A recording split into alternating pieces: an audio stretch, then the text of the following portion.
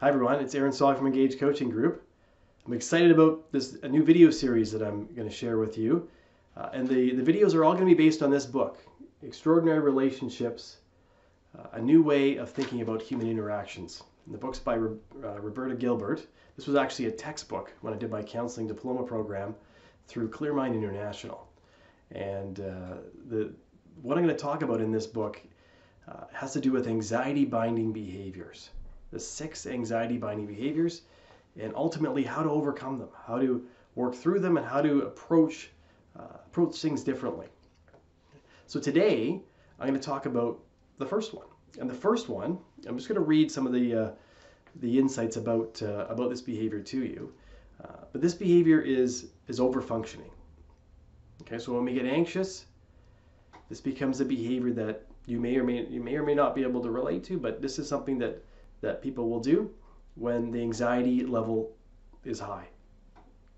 Provide advice, doing things for others that these people could do themselves, worrying about other people, feeling responsible for others and knowing what's best for them, talking more than listening, having goals for others that they don't have for themselves, experiencing periodic or sudden burnouts.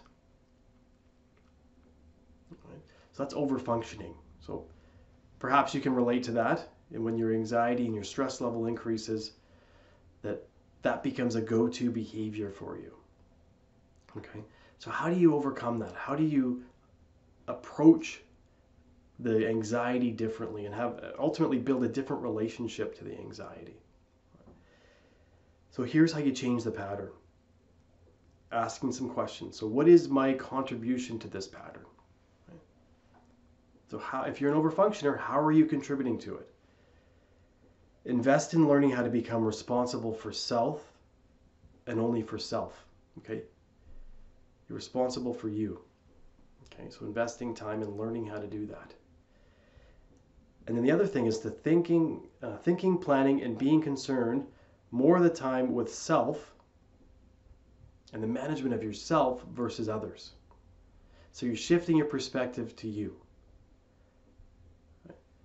Okay, and you're just building awareness around this. Okay, oh, I'm noticing I want to go and provide advice to this person at work, or my spouse, or my child. What's going on? What's driving me to do that? And spending some time to understand that better as to what the reason is that you want to give advice, that you want to take on more than you really have to, right?